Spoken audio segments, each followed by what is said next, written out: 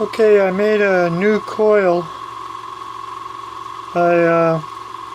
It's called directionally wound coil. I wound it on some ferrite stick, and I used this Litz wire right here. I think it has 14 strands within it.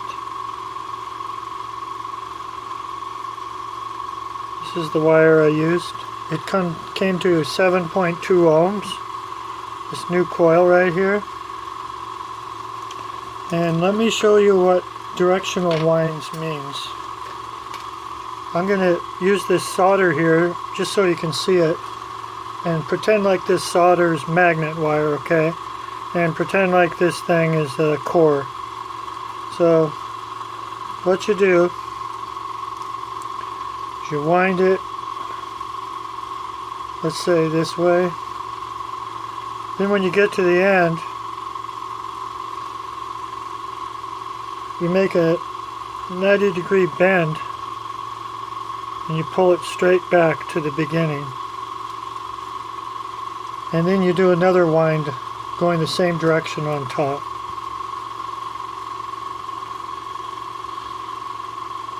You know? And so you keep doing that. I think I have like 7 layers of directional winds on that. So there's a problem when you go over it, this pullback portion. When you go over it, you can chafe, you can cause a short or something. So I insulate that with a little piece of tape. When you pull back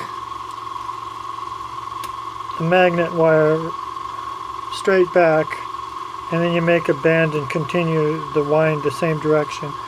I put tape like over this and also tape under it. So I encapsulate in tape just so it won't chafe. It's like there's under it and then over it. So that's these winds here, and what I did also, I made it cone shaped, this coil in here. If this is the coil, it would go like this, and it's thinner in the back and it goes wider in where it is against the magnet. And so how I do that is I stagger the layers. Like let's say here's a first layer. Let's say, you know, pretend like this is magnet wire, of course. And now the next one, I don't go all the way to the back. I bring it about a 1/4 inch away, like that. And then I do the next layer.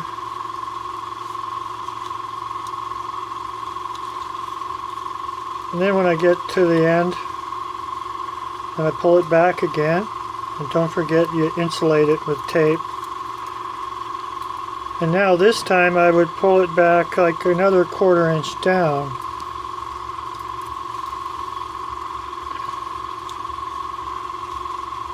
I'm just doing this real quick.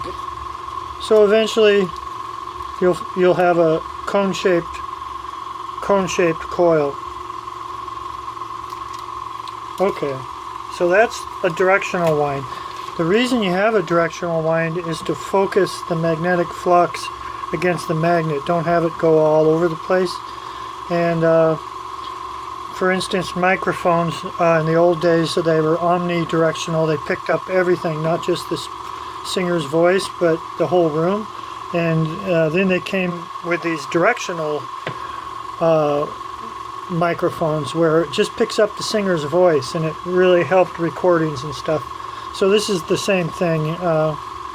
It's focusing more like a cannon of flux coming out of the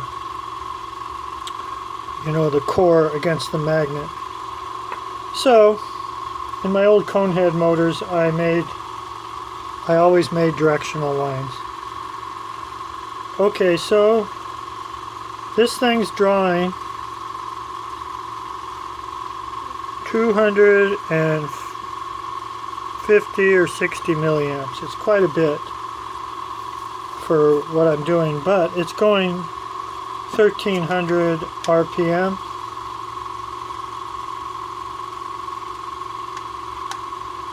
And that's a pretty good rate. And there's only one coil being pulsed now. So I thought I'd test this coil out. And I want to show you something else. Look what happens, and I put a single little regauging magnet on it. Whoops. Look, when you do not have it, it instantly goes up to 33 and it starts to slow. Put this on. Look at that. It goes right down and it starts to speed up. So this is definitely a big advantage with this motor coil and this core and the directional lines. Let me do that again. Here it is, 25, 250 milliamps. Take off the magnet. Instantly goes up to 340. It's 110 milliamp difference. So,